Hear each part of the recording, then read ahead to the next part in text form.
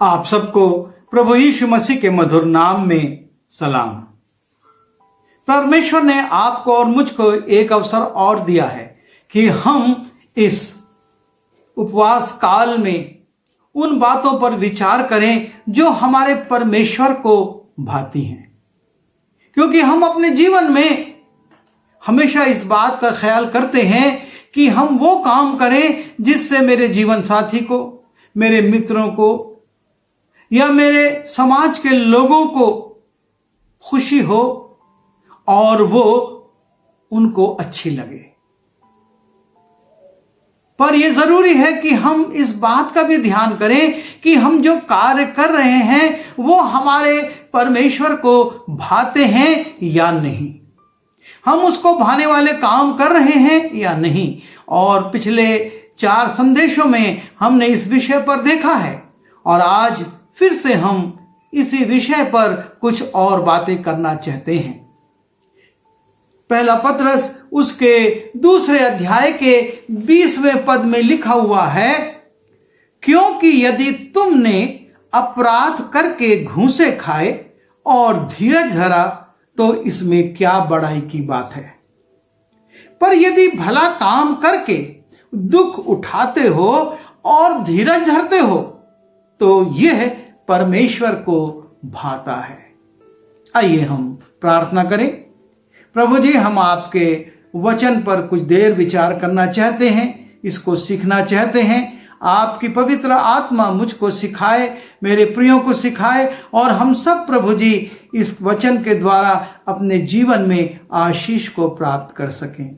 मुझको बोलने में और मेरे प्रियों को जब वो सुनते हैं आप सहायता कीजिए, ताकि आपका वचन जैसा आप देना चाहते हैं हम वैसा ही बोलें और वैसा ही सुने।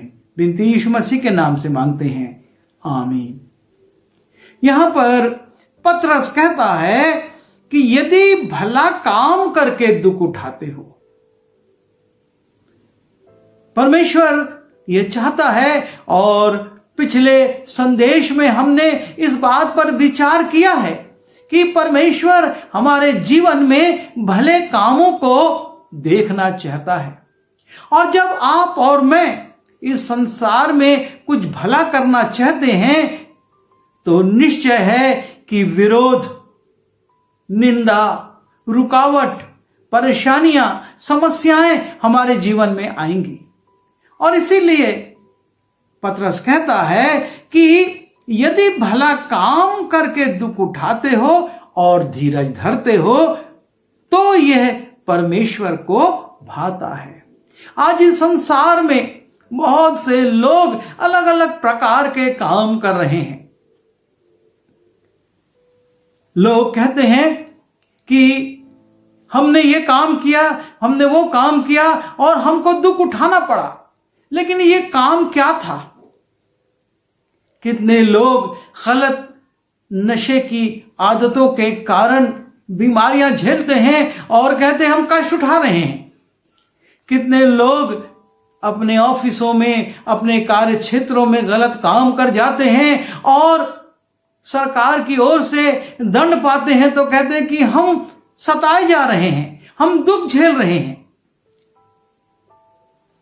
पत्रस इस बात को बड़ी स्पष्टता से कहता है, क्योंकि यदि तुमने अपराध करके घूंसे खाए और धीरज धरा तो इसमें क्या बड़ाई की बात है।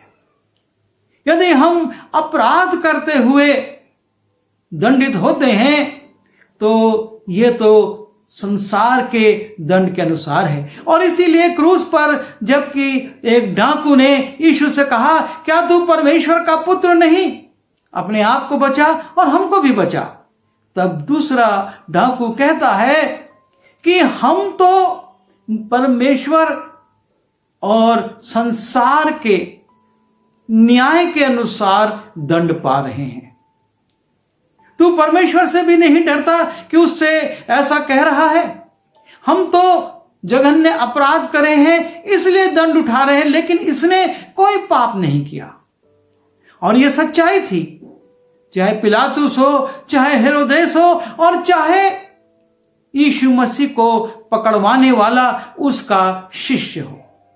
सब ने एक ही बात कही कि हम इसमें कोई दोष नहीं पाते, और फिर भी यीशु मसीह क्रूस का दंड भोगते हैं, क्रूस की पीड़ा सहते हैं, क्रूस का अपमान झेलते हैं, और लोगों के द्वारा बहुत सारे अपमानजनक शब्दों को सुनते हैं जो वहां सामने खड़े होकर वो उच्चारित कर रहे थे। उसने कोई बुराई नहीं की थी, लेकिन उसने दंड पाया। और पतरस कहता है हमारे लिए भी, वो तो यीशु मसीह था, लेकिन हमारे लिए भी कहता है कि यदि भला काम करके दुख उठाते हो। यीशु ने तो बीमारों को चंगा किया था, कोढ़ियों को शुद्ध किया था, मुर्दों को जिलाया था, भीड़ को खिलाया था, और नाना प्रकार के भले काम करके लोगों को उपदेश दिया था। लेकिन उसको मिला क्या? क्रूस। और पतरस इस बात को रेखांकित करता है, कहता है यदि भला काम करके दुख उठाते हो और धीरज धरते हो तो परमेश्वर को ये भाता है। और इसीलिए यीशु मसीह परमेश्वर का प्रिय पुत्र था। वो कहता है मैं इससे अत्यंत प्रसन्न हूं, क्योंकि वो जानता था कि वो भले काम करके दुख उठा रहा है। जब हम प्रेतो काम उसके 3 अध्याय में जाते हैं, वहां पर हम देखते हैं कि पतरस और यूहन्ना दोपहर में आराधना के लिए मंदिर में जा रहे हैं, और मंदिर में जाते हुए मंदिर के सुंदर फाटक पर उनको एक जन्म का लंगड़ा मिलता है, जो कि उनकी ओर इस आशा से देखता है कि ये कुछ मुझको देंगे। और तब पतरस कहता है सोना चांदी मेरे पास नहीं, पर जो है वो मैं तुझको देता हूं, यीशु मसीह नासरी के नाम से तो उठ जा। और वो चंगा हो जाता है, उछलने कूदने लगता है, और लोग आश्चर्यचकित हो जाते हैं। और तब हम देखते हैं कि उस समय के लोग पतरस और यूहन्ना को बुलाते हैं और उससे कहते हैं कि तू इस नाम से किसी से कुछ बात मत करा कर। जब हम प्रेरितों का काम उसके 4 अध्याय के पहले 3 पदों को देखते हैं, वहां पर लिखा है जब वे लोगों से ये कह रहे थे, जब ये चंगाई हुई और लोग पतरस और यूहन्ना की ओर देखने लगे और सोचने लगे इन्होंने बड़ा काम किया, तो वो कहते ये हमने नहीं करा, ये यीशु मसीह के अनुग्रह से हुआ है। और जब वे लोगों से ये कह रहे थे तो याजक और मंदिर के सरदार और सदूकी उन पर चढ़ आए। उसने भला काम किया, एक जन के लंगड़े को जो कि 40 वर्ष से लोगों के सहारे चल रहा था, भीख मांगने के लिए बैठा दिया जाता था, भीख मांग रहा था, और जब वो चंगा हो गया तब लिखा हुआ है कि याजक और सरदार और सदूकी इन दोनों पर चढ़ आए, क्योंकि वे बहुत क्रोधित हुए कि वो लोगों को सिखाते थे और यीशु का उदाहरण दे देकर मरे हुए में से जी उठने का प्रचार करते थे। वो यीशु मसीह के बारे में प्रचार कर रहे हैं और इससे ये लोग क्रोधित हो गए। और लिखा है और उन्होंने उन्हें पकड़कर दूसरे दिन तक हवालात में रखा, क्योंकि संध्या हो गई थी, अदालत नहीं बैठ सकती थी, और इसलिए उनको हवालात में बंद कर दिया गया। और वो उनको दंडित करते हैं, धमकाते हैं, कहते हैं कि इस नाम से तुम फिर से बात ना करना। वो कहते हैं, जब हम 4 अध्याय के 17वें पद में जाते हैं,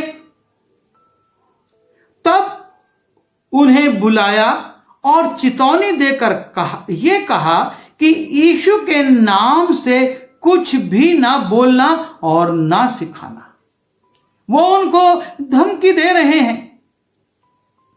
और इस प्रकार से एक भला काम करने के कारण, एक लंगड़े को चंगा करने के कारण ये लोगों के क्रोध का शिकार हो रहे हैं, हवालात में बंद किए जा रहे हैं, अदालत में बुलाकर उनको धमकियां दी जा रही हैं कि भविष्य में तुम यीशु के नाम से कुछ ना कहना। यह है भला काम करने का परिणाम। जब हम इस संसार में परमेश्वर के नाम से, प्रभु यीशु मसीह के नाम से कुछ करते हैं तो हमको धमकियां मिलती हैं। इसी प्रेरित काम उसके 4 अध्याय के 29वें पद में लिखा है, वो परमेश्वर से प्रार्थना करते हैं, अब हे प्रभु उनकी धमकियों को देख। किस रीति से हम तो भला कर रहे हैं, लोगों के लिए अच्छा कर रहे हैं और उनको ना सिर्फ शारीरिक चंगाई दे रहे हैं लेकिन आत्मिक चंगाई के लिए यीशु मसीह के विषय में बता रहे हैं। पर अब हे प्रभु उनकी धमकियों को देख और अपने दासों को यह वरदान दे कि तेरा वचन बड़े हियाव से सुनाए और चंगा करने के लिए तू अपना हाथ बढ़ा कि चिन्ह और अद्भुत काम तेरे पवित्र सेवक यीशु के नाम से किए जाए। तो उनके ओर अपना हाथ बढ़ा। वो उन धमकियों से, उन जिल्लतों से और उन लोगों के हवालात से नहीं डरते, लेकिन परमेश्वर से प्रार्थना करते और प्रार्थना करके मांगते हैं कि हमको और शक्ति दे कि हम तेरे लिए काम कर सकें। और लिखा है, जब वे प्रार्थना कर चुके तो वो स्थान जहां वे इकट्ठे थे हिल गया और वे सब पवित्र आत्मा से परिपूर्ण हो गए और परमेश्वर का वचन हियाव से सुनाते रहे। उन्होंने जरूर से दंड पाया, उन्होंने जरूर से अपमान झेला, जरूर से उन पर परेशानियां आई, लेकिन वो उससे नहीं डरे क्योंकि उन्होंने भला काम करके दंड पाया था और धीरज धरा था। वो अधीर नहीं हुए, परमेश्वर अब हम क्या करें, लेकिन उन्होंने धीरज धरा और परमेश्वर से प्रार्थना करी और ये परमेश्वर को भाया और उसने तुरंत उनको और पवित्र आत्मा से परिपूर्ण कर दिया। वो स्थान हिल गया और पवित्र आत्मा की सामर्थ से वो भर गए कि और काम करें। जब हम प्रेरितों काम उसके 16वें अध्याय के 16वें पद से 18वें पद को देखते हैं, वहां पर एक महिला का वर्णन है, एक लड़की का उल्लेख है जिसमें भावी कहने की दुष्ट आत्मा थी। और लिखा है, जब हम प्रार्थना करने की जगह जा रहे थे तो हमें एक दासी मिली जिसमें भावी कहने वाली आत्मा थी और भावी कहने से वो अपने स्वामियों के लिए बहुत कुछ कमा लाती थी। वो पौलुस के और हमारे पीछे आकर चिल्लाने लगी कि ये मनुष्य परम प्रधान परमेश्वर के दास हैं जो हमें उद्धार के मार्ग की कथा सुनाते हैं। वो बहुत दिन तक ऐसा ही करती रही, परंतु पौलुस दुखित हुआ और मुंह फेर कर उस आत्मा से कहा, मैं तुझे यीशु मसीह के नाम से आज्ञा देता हूं कि उसमें से निकल जा, और वो उसी घड़ी निकल गई। ये लड़की जिसमें कि भावी कहने की आत्मा थी, और जब वो पतरस के पीछे, पौलुस के पीछे, चेलों के पीछे बार बार जा जाकर कहती थी कि ये परमेश्वर के लोग हैं, हमको धर्म का मार्ग बताते हैं, हमको उद्धार का मार्ग बताते हैं, और पौलुस एक दिन उसको डांटता है और कहता है उसमें से निकल जा। और जब वो निकल जाती है तो स्वामी देखते हैं कि अरे ये लड़की तो, ये दासी तो हमारे काम की नहीं रही, अब ये भाभी नहीं कह पाएगी और हमको कमाई हमारी रुक गई है। और तब लिखा है, हम 19वें पद से देखते हैं, जब उसके स्वामियों ने देखा कि हमारी कमाई की आशा जाती रही, तो पौलुस और सिलास को पकड़ के चौक में प्रधानों के पास खींच ले गए और उन्हें फौजदारी के हाकिमों के पास ले जाकर कहा, ये लोग जो यहूदी हैं हमारे नगर में बड़ी हलचल मचा रहे हैं।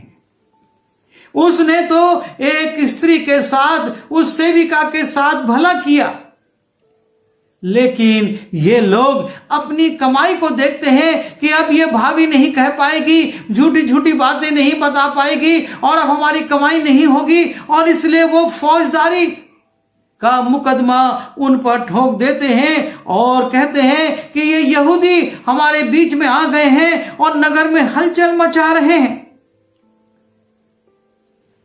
तब भीड़ के लोग उनके विरोध में इकट्ठे होकर चढ़ आए और हाकिमों ने उनके कपड़े फाड़कर उतार डाले और उन्हें बेंत मारने की आज्ञा दी। ये भला काम कर रहे थे, आराधना के लिए जा रहे थे। वो स्त्री इनके पीछे पीछे आकर बोलती थी और पौलुस ने उसको डांटा, वो दुष्ट आत्मा निकल गई। और तब लिखा है कि उनके भीड़ ने भड़क गई और उनके कपड़े फाड़ दिए गए और उन्हें बहुत बेंत लगाने की, लिखा है हाकिमों ने उनके कपड़े फाड़कर उतार डाले और उन्हें बेंत मारने की आज्ञा दी और बहुत बेंत लगवाकर, थोड़े नहीं बहुत बेंत लगवाकर उन्हें बंदी गृह में डाला और दरोगा को आज्ञा दी कि उन्हें चौकसी से रखे। उसने ऐसी आज्ञा पाकर उन्हें भीतर की कोठरी में रखा और उनके पांव काठ में ठोंक दिए। ये भला कर रहे थे, लेकिन इनके ऊपर संकट आ गया, इनके ऊपर मुकदमा चल गया, इनके कपड़े फाड़ दिए गए, इनको जनता के सामने बहुत बेंत लगाए गए और उसके बाद हवालात के दरोगा से कहा गया कि इसको बड़े सुरक्षा में रखना। वो बिल्कुल भीतरी कोठरी में रखता है, शायद वहां हवा भी नहीं आती होगी, प्रकाश भी नहीं आता होगा, नाना प्रकार के वहां पर रेंगने वाले जीव जंतु होंगे। और ना सिर्फ वो उनको वहां रखता है, लेकिन उनके पांव भी काठ में ठोक देता है। और इसीलिए पतरस कहता है, यदि तुमने भला करके, तुमने भले काम करके दुख उठाया, पीड़ा सही, तो ये परमेश्वर को भाता है। इन्होंने अपना धीरज नहीं खोया, वो उस अवस्था में भी परमेश्वर की स्तुति कर रहे थे और दूसरे जितने भी अपराधी थे वो सुन रहे थे। इन्होंने अपने जीवन से भला करना नहीं छोड़ा।